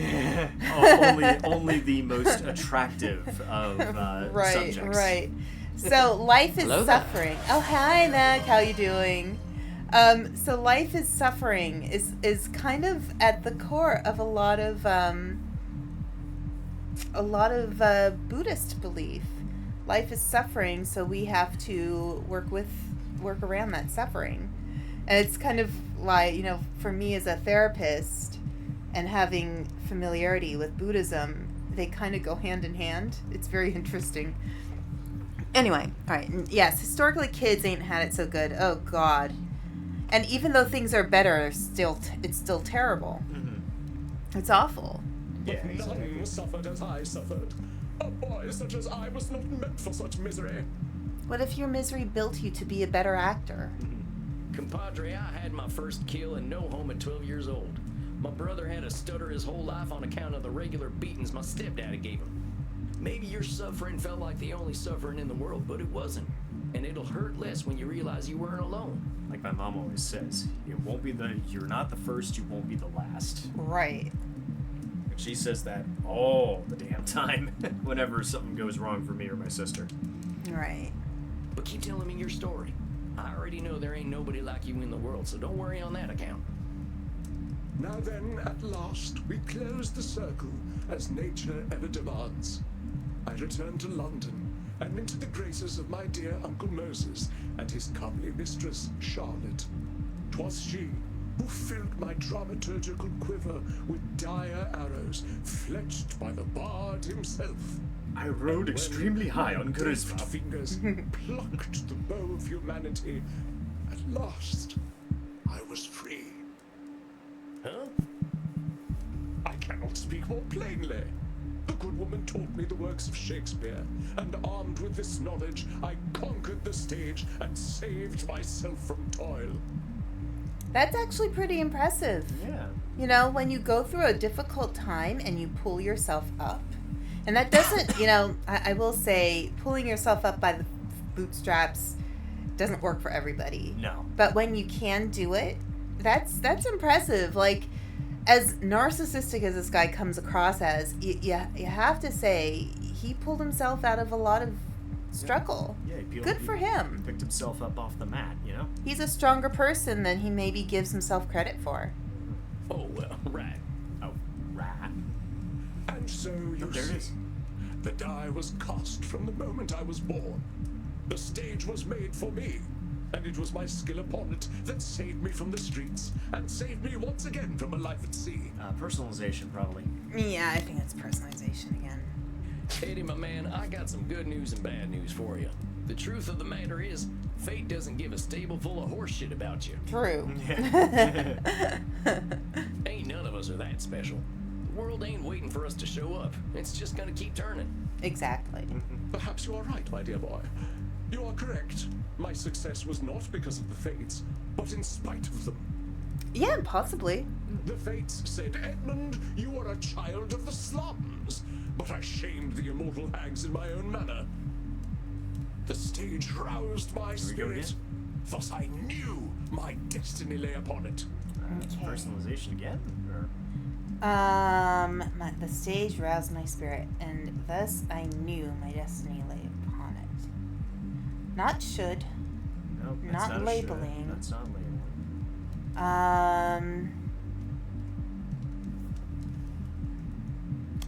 Let's look at personalization and emotional reasoning again. Yeah. Okay, emotionally reasoning is when we act like our feelings represent reality, but no matter how unhappy we are, feelings alone don't define the world. So I get the shivers walking into this ghost town. It's got to be haunted. I feel uncomfortable around them young vampires. Must be up to no good. This horse trader feels trustworthy, so he must be. Let's do the deal. It could be emotional reasoning. All right. I'll defer to you. Honey. But let's go back to personalization again. We assume things happen because of us. So, this. Sometimes people actually are out to get us, or we do cause events, but sometimes we're doing some personalization. Wrongly linking external events to ourselves. Yeah. Here, let's see. External events to ourselves. I think this is more emotional reasoning, Emotional though. reasoning? Yeah.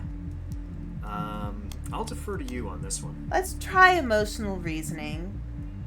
There we Hey, go. all right. You want Nice. to be your ticket out of When the you bad want a days? therapist for your immortality, you want the bluntest voice you can get. You want the bluntest voice you can get. I had a therapist tell me something similar when I told him it felt like the universe was out to get me. Exactly. Right. So you've got Amigo. You wanted the stage to be your ticket out of the bad days. Maybe that's why you were Right. so successful. Your intrinsic motivation made you keep pushing to be better. Right. And that's actually pretty cool. Because that is a positive coping mechanism. Mm-hmm. He was going through difficulty, so he reached inside himself and built motivation to keep pushing forward. There are positive coping mechanisms, there are negative coping mechanisms, and depending on the situation, sometimes a positive coping mechanism could actually be a negative one. And under other circumstances, a generally negative coping mechanism could be a positive one. It often depends on the circumstance. But in this case, you know, he does have some really good internal resources here. Whether he's like a narcissistic buffoon or not, he does have good qualities. And that's one of the things that when I studied to be a therapist, one of the things they told us, you do not judge your client by their profession. You can have the poorest person come in for therapy. You can have the richest, most famous person come in for therapy. And none of that matters. What matters is that they're a person. Yes.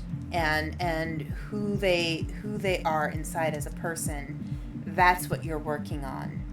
You're not working on their money or their fame or their, you know, whatever they're known for. You see everybody equally. Well, in that way, therapy is kind of the great equalizer. You know. Yeah.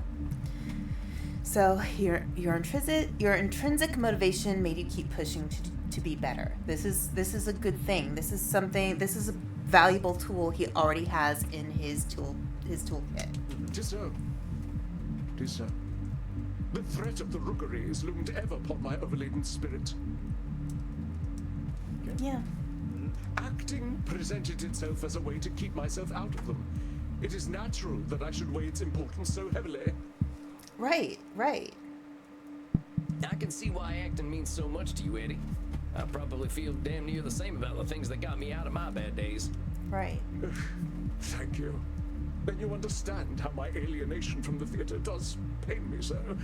And yet, the cure is as deadly as the illness. Right.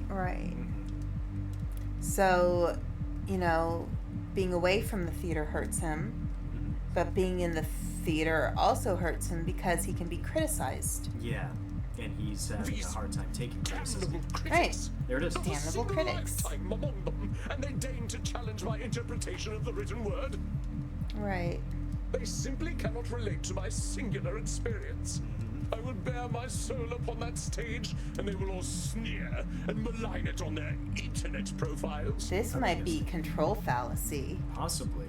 I took a look at your Wikipedia entry last sorry. night, Eddie. Maybe you've had a few bad critics here and there, but history says you're a legend, and your work speaks for itself. What were you gonna say? I was going to say it was red again, so I think that's Right. That was important. So, but history says you're a legend and your work speaks for itself. Hell, you were around before film was ever a thing, and people still remember you. Right. Ah, your words warm me, as an heir-sat son for the one we have forsaken. With thy help shall I gird my soul mayhap, and grace the stage once more. Right. So just because people criticize what you do, it doesn't mean you're not good.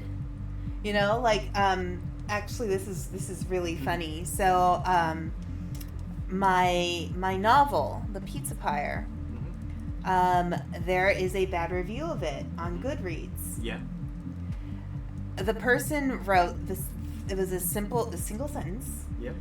She wrote, "This book reads like it was written by a 12-year-old." So I looked at all the other books that she'd read on Goodreads, and she read quite a lot of books. Mine is the only one she actually wrote a review of, compared to all the other books that she read. Yeah. And all the other books she read were mostly YA romances. Oh. My book is not a YA romance. It has elements of it, but it's a horror comedy that pretty much is, the horror and comedy to it is a cover for like a coming of age story. And while there is a bit of romance in it, it's purposefully not satisfying romance because, one, it's the first of a series of books, and two, it's not meant to be a romance. It's about, at the heart, it's about how, you know, when you're done with school, when you're done with high school, all of a sudden you're expected to be an adult. And how do you be an adult in the world? Yeah. It's hard. It's hard to figure it out. and things will happen that you don't expect. So, you know, I actually love that negative review. Yeah. Because what it showed was that my book was not for this person. They were not my audience, and that's fine. You know, not everybody is going to like what I do. Yeah. And that's something Edmund has to be able to accept. Not everybody is going to like what he does. That doesn't mean he's bad at it.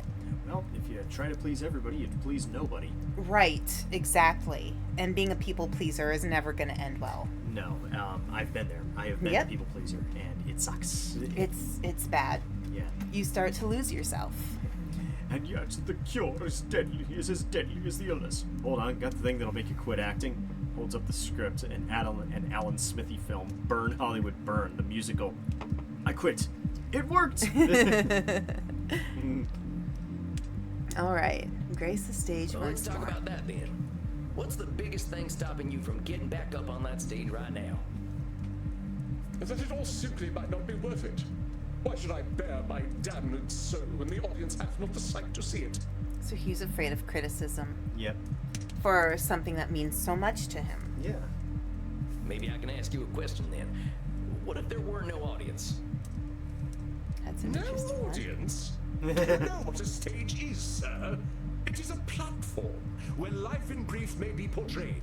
It is a platform because it is separate from the audience. So act like the audience isn't there. Right. That's what I'm paying you to figure out. Without such, the stage ceases to be a stage. Without such, the stage ceases to be. As in, if a tree falls in the woods and no one's around to hear it, does it make a sound? Simply Very but well. elegantly put, my dear boy. Without the audience, the stage loses all meaning, like a monarch without a kingdom. Let's figure out how we can bring it back to acting. Forget the audience. I know we can't see in mirrors and all, but what do you think of filming yourself? Brilliant notion. Yes. I shall become my own audience. I shall bring myself to rapture. Forsooth, if I cannot pleasure myself, whom can I pleasure? Giggity. You know what? He can start a YouTube a YouTube account, and he can post whatever he wants up there and remove comments. Yeah. Or if he kind of wants to ease his way back into it, do what Patrick Stewart does and have like YouTube shorts where he recites sonnets and stuff like that. Right. And he'd probably be this guy'd be great at doing sonnets. We're still talking about acting, right? Oh, my dear boy, the pleasures of the flesh are secondary to one who knows character above all else. Indeed, we speak of the noble art. I shall do as you suggest. If there is one on this lonely orb that can inspire an artist such as I, it is myself. I ain't sure I'd put it exactly that way, but I think you're touching on the thing we've been talking about. The motivation's got to come from you, amigo. I love that there's some plays on words here. Reads the quote about filming himself in pleasure. Does he want to get into acting or OnlyFans? I mean, he'd probably make some very Shakespearean OnlyFans. Yeah. But yeah, the motivation's got to come from you. Yep. And that's what's important here. It can't be about what the critics say. It has to be about how you feel. I mean, there's so many people out there who've gotten famous for people hating them. Uwe Boll. Yeah, I mean, it's amazing how, like, there are some, like, social media bigwigs. Everybody hates them, and yet they keep getting involved in stuff, and they keep ending up on TV shows. Yep. Like, they keep ending up, being hired to promote things. Yeah. Like, you don't have to be liked for you to have success. Exactly. But you gotta be good at what you do, even if it's being not likable. You know? We are of one mind, dear boy. Perhaps I left my muse in the mortal realm, but I shall find him once more. Not only for myself, but also for my public. The pleasure's gotta come from the act of doing, not the reaction. Right, right. Yes. Oh, you saw the new Captain America. We were talking about that today. Yeah. We passed by the movie theater. I was like, oh, there's a new Captain America movie? I didn't know that. I had seen precisely one advertisement for it. Yeah, I haven't seen any, but I don't watch broadcast TV, so... Mhm. Unless I'm at Bill's house. Yeah. Yeah. Yea, the masses flock to my Wikipedia page as moths to a flame, each a silent plea for the return of the one true artisan of the stage. All right, let's go back, because we have to respond to this here. The masses flock to my Wikipedia page as moths to a flame, each a silent plea for the return of the one true artisan of the stage. Emotional reasoning? Emotional reasoning. Well, let's go back again. Emotional reasoning. I think that was... Oh, it was past that. Okay. Feelings alone don't define the world. We project our feelings onto the world. And then we have... I think we can look at control fallacy. Feeling of being responsible or soul control, Yeah. which could be as well. Or we've got personalization again, happens because of us. External events, wrongly linking external events to ourselves when there isn't realistically a definite link. Yay, the masses flock to my Wikipedia page. As moths to a flame, each a silent plea for the return of the one true artisan of the stage. Personalization. That does sound like personalization, actually. Yeah, we can try. I'm not completely sure, but we can try. Now hold your horses there, Phil. There we go. You're reading a little too much into the whole Wikipedia thing. There's 1.5 million reasons why people might be looking you up. True. I mean, I hear tell the biggest Wikipedia page out there is the one for that coronavirus that got all them mortals all worked up. And I'm pretty sure they don't want that coming back. True. Topical. Topical.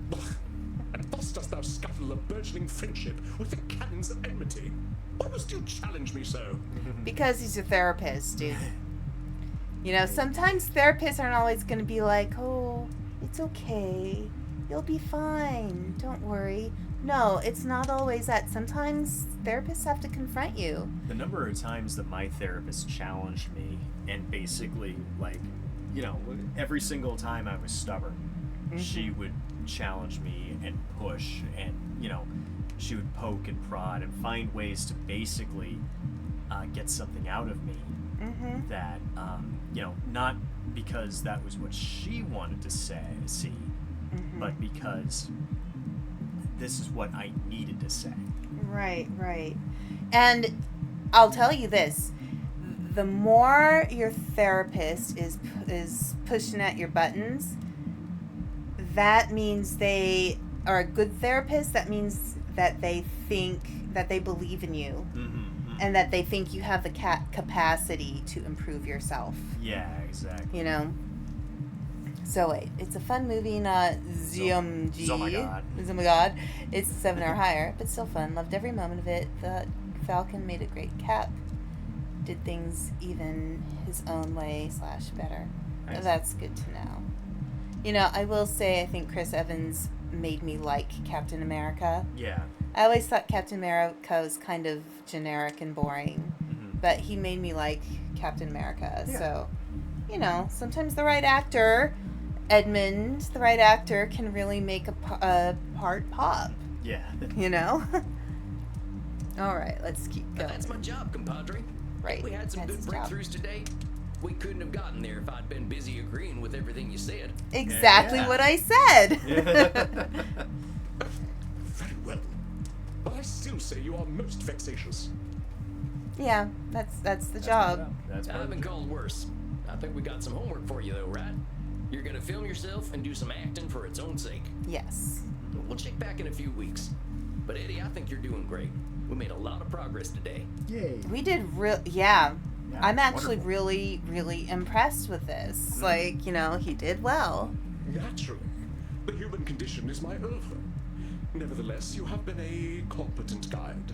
You have reminded me of what is most important in life. Me. Can this cowboy be my therapist? I mean, you know, I will tell you, because I've chatted a little bit on social media with the creators of this game, because I did mention that I have worked as a therapist. So they did work with therapists to design this game, and I'm actually really impressed with what they've done. It's simplified. Yeah. Sometimes a little oversimplified, but it's a game. It's not real therapy. Yeah, exactly. You know? But if it does teach people a little more nuance about what mental health is and what therapy is, this is not an unreasonable therapy session. Like, this feels like a realistic therapy session to me. As someone who's had several therapists and counselors, yeah, it's pretty damn close. Yeah. I should like to give you a gift. Oh, now this is... Let me talk about this. This is unethical. Yeah. So, I'll tell you about this, because generally the rule is if a patient gives you a gift, you don't take it. However, you don't usually call them patients in counseling, you call them clients. I had clients who were children. Oh. So a lot of times with children, if they give you something and you don't accept it, it really hurts them in a way that an adult can usually handle, but a child can't. So sometimes you do have to accept the gift if it is therapeutically valid to accept it. Yeah. So if a kid comes in and they give you a flower that they picked because they thought it was pretty, that's okay. Yeah. But if you have therapists who want to spend or clients who want to spend hundreds of dollars on you to, like, give you jewelry, like, that is not appropriate. No, not at all. You know, it's not a friendship. It is not, you know, your therapist is not your family member. There always has to be a boundary. Yeah. But, you know, if somebody's, you know, a gift that's like $20, like, you know, a Christmas ornament or something, that's okay. Yeah. You know, but nothing super personal. You know, you don't want a client giving you underwear. Like, that would be weird. Yeah. You know, I think it has to be realistic. But, so while the general rule is no, the underlying rule is more, is it therapeutically valuable? Yeah. Most of the time it's not. Sometimes it might be. So, and you kind of have to figure that out yourself. Oh, come on. You don't need to do nothing like that. Nonsense. It is meaningless to me, but it is beyond price for you. It is my headshot, signed with my autograph. Okay, this gift, you can take that. Yeah. It's not an expensive gift. But I think it still says something about narcissism. Yeah, it does. Thanks, Eddie. So yeah, it's okay to accept something like that. You don't want a client to give you underwear. You do realize that this is the opposite of our progress, yes? Cherish it always. If you help me to find my muse, then it is a gift even more precious. And I will find it ere we next meet. Of that, I promise you. He's motivated. This is Let's good. not put the pressure on, amigo. Just enjoy some acting. That's all I'm asking for. I'll see you in a few weeks then, okay? Reasonable expectations. This is good. Verily, so it shall be. Godspeed then, boy. Thou shalt witness me new and on. Farewell. A job well done, Samuel. I was particularly impressed at the way you challenged Edmund on what acting means to him. Right. Yeah, he's a weird fella, but I think he's gonna do okay. Actors are all a little weird. Yeah. It can be hard for our kind to retain our intrinsic motivation. Something must keep him going. I do hope that he will find his. But Right. you, Samuel, must rest. The work you have done in these past 2 months deserves to be celebrated. So do not linger here in this dusty room. Perhaps you can even be encouraged to dance. Party time. I think I'm gonna need a lot more therapy myself to get to that point. Yeah. Very well, Samuel. Then let us at least make sure you get well nourished. Find a friendly neck downstairs, my friend. You deserve it. and rest in peace. All right, now's the time to chill out at the club. Well, they say don't let your babies grow up to be cowboys, but maybe don't let them be actors either. Time to dish with Crimson a little. I gotta talk to some more folks, though. Andy's mainly my teacher, so I'm starting to feel like Crimson's my only friend. Hey, only friend. Excuse me? What? Oh, yeah, Crimson. Hey, Crimson. Are you blushing, vampire? No, that ain't possible. I love the way we're gradually getting her story through this game. Yeah. She's a very interesting character. It's all right. It's nice to hear from a vampire who's younger than Jesus. Now, let's hear how this week went before you go out there and find friend number 2. All right, real quick. This client of mine, he had a real bad time as a kid. Well, worse than I did, it sounds like. But he found fame early, and now he's talking about fate and how he's destined for greatness again. Met plenty of destined for greatness folk in D.C. I lost patience for it. How do you think you handled him? I think we handled it pretty well. I think so. I learned my lessons from the last session. He didn't threaten to jump off a cliff this time or anything.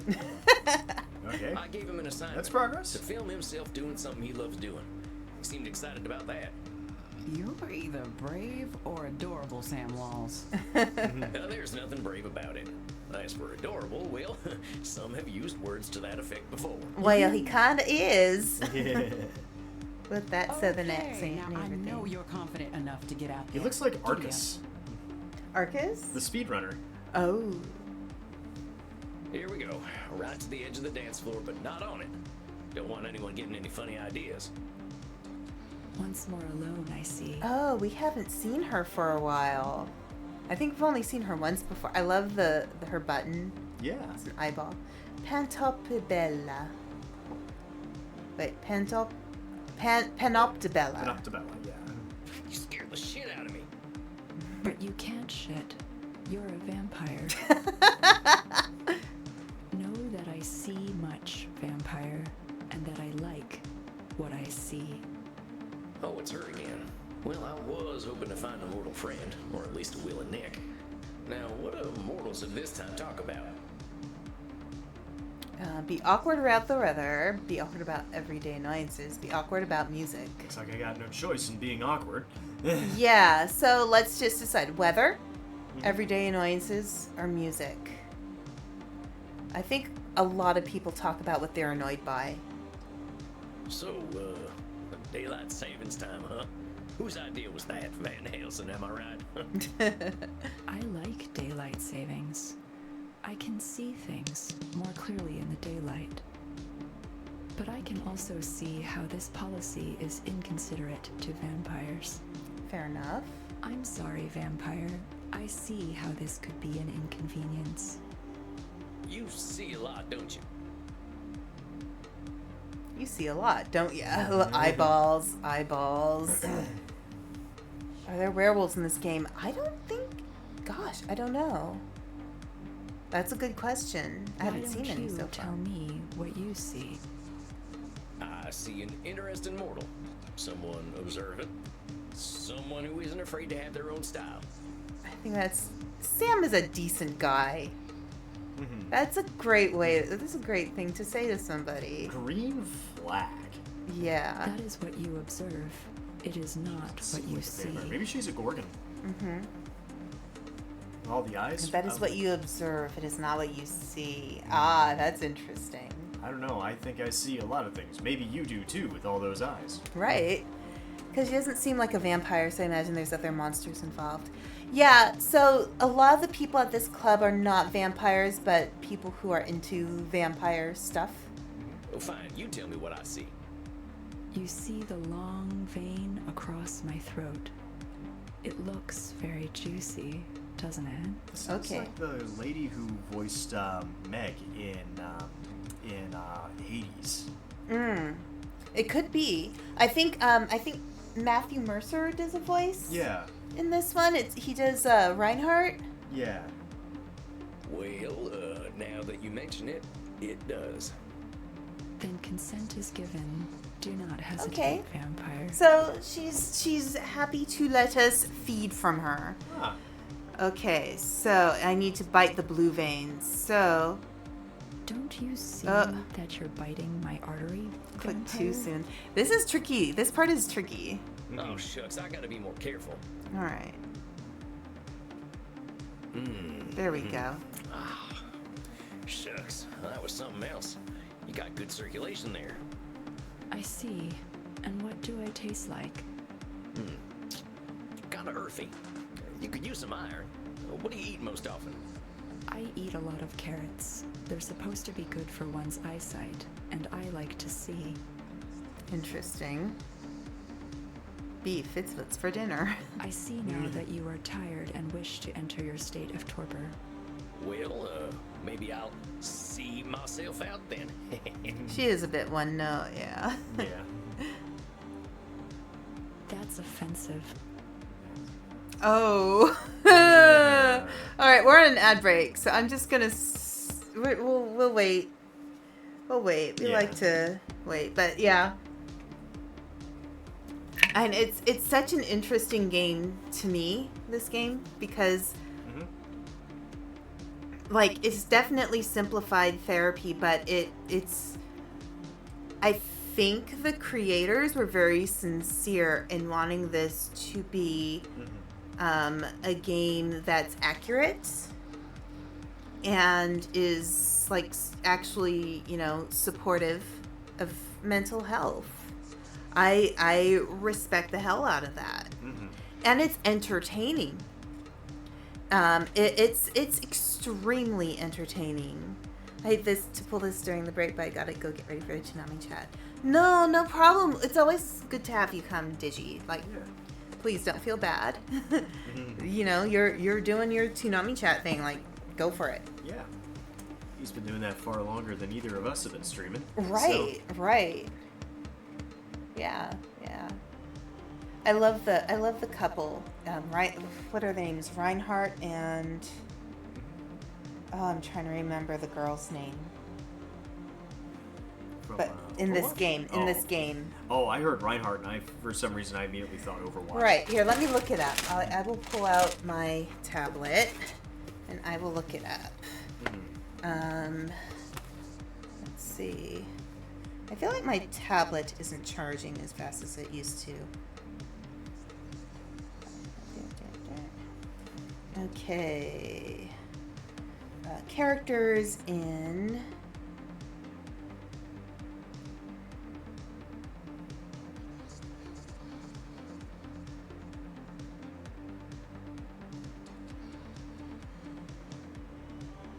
Welcome back, Wit. Yay! So characters in Vampire Therapist. Vampire Piretherapist.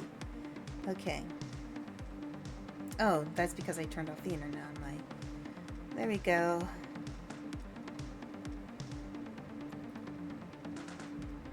Vampire Therapist. One of the articles is Vampire Therapist, a game that did its homework. Yeah. All right, let's see. That matches up with what you've been saying Right. about it. So Matthew Mercer did Who's Reinhardt. Nice. Francesca Mo did Crimson. Kylie Clark is Isabella d'Este. She's my favorite client. She's the Renaissance, like Medici type of okay. character. Medi, who's yeah. So that's one of the other. Here, let's look at the rest of the. Let's look at the full cast. It doesn't have everybody listed. Yeah. Medi. Shanna's Panoptibella. Okay, so it's not the same person as who played Meg, unless it's a pseudonym. Right. In case this game was non-union, But So- then again, it wouldn't have been non-union if they could get Matthew Mercer. Right. So the person who voices Sam and Maxie and Dr. Drain, Edmund, Bert, and Andromachus, it's all the same person. Wow, that's talent. Yeah. Cyrus Namati? Yeah. And he's the writer and director. Wow. So, yeah. Pretty cool. So, Maxie. So, wait. Cyrus does the voice for Maxie, who is Reinhardt's girlfriend. That's pretty interesting. Yeah. Anyway, we're through the ads. We should keep going. Yeah. Sorry. So that's I'm offensive. going to leave now. I'm going to leave now. Shoot, was it something I said? Well, at least I got a full belly. And now, time for some shut-eye. Now, time for some should I. So let's have him rest, and then we'll save the game. And I think we'll call it a night. Good evening, sir. I believe Okay, you are seeing the checkpoint ancient one saved. tonight, aren't you? Okay. Good evening, Samuel. I believe you're seeing the ancient one tonight, are you? Okay. So let's stop here. Save. Put it in this empty spot right there. I like how it's a tombstone. Yeah. Okay, return. And yeah, let's quit for the night. Yes. All right. What a fun game, and what an interesting game. I'm curious. I guess these are additional DLCs here, but I want to get through the base game. It is a really interesting game. I mean, I think, it's not overly complex. It's more of a mind game than a strategy game or anything. And a lot of it really, it's about paying attention to what people say. Yeah, I think so. And if there's paying attention to your own notes. So. Right. And to be fair, like, most people aren't, I told Panda this, I think yesterday, most people aren't good listeners. No, they're not. Most people are terrible listeners. Like, and so when you are a good listener, people flock to you because you listen to them because it makes them feel good. Yeah, exactly. But this game in a way kind of tests your ability to quote unquote listen. Oh, Safe in Our World, the video game's mental health charity. Yeah, that's really cool. Alright, so I'm gonna exit. Next screen. Let's go to just chatting real quick. I'll pull up my wings again. Okay, so let's see who we can raid. Who is good? It's funny because Panda's seeing how I do things. And I probably have Merryweather's doing Goose Goose Duck. No. See, so is Taiga-chan. Yeah, there's a big thing. Big Goose Goose Duck thing. Yeah, exactly. Kingdom Hearts, Final Fantasy. Yakuza 0. Yeah. Definitely one of my favorite games. Yeah. Keep Talking and Nobody Explodes. That's Good a fun game. My sister has a MetaQuest 3 that one of her, she got as instead of cash from one of her commissions. And I was saying, you know what? We should play that someday where you have the thing, you have the thing on because I can't handle VR, and I give the directions. That would be fun. Yeah. I don't know. I've never really. I try to raid people who are smaller, but maybe we should try raiding into this Goose Goose Duck collab because I love that game. Yeah, let's raid. So who should I go to? Should I go to Roy? Should I go to Taiga? Should I go to Nick? Should I go to Mary? If it was up to me, I'd say Nick. Nick? Okay, let's go raid Nick. Besides, Wit's a big fan of Nick. Yeah, let's go raid Nick then. Yeah. All right. You guys are both. And it looks like they've been at it for a couple hours. Wit says, you guys are both good listeners, but I always feel like I'm taking advantage when I talk to you about my problems. No, don't feel bad about that. Because, honestly, here, first of all, I'm going to do this. There. Because, sometimes people take advantage of me because I'm a good listener. Same. I definitely know that happens to me. But there's a difference between, I'm a pretty good judge of when somebody is coming to me in need of somebody to listen to them, and being able to tell if there's somebody who really is worthy of being listened to compared to people who are just taking advantage of me. You know, I feel like with someone like you, Wit, like I'm happy to listen to you because I feel like you're somebody who offers some really interesting insights on things into the world. So I'm happy to be that for you. I you know, and I know you and I have talked about this, you know, the difficulty of finding a good therapist and such. Oh, pshaw. Oh, pshaw. But yeah, if I felt like I was being taken advantage of, I would actively, you know, that, and again, going into the vampire therapist, you know, what is your responsibility and what is the other person's responsibility? Ultimately, it's up to me to know my own boundaries and to be able to express those boundaries to other people. You know, because I can't expect other people to figure that out and know. You know, I have to express it myself. And am I perfect at that? No. But I can try.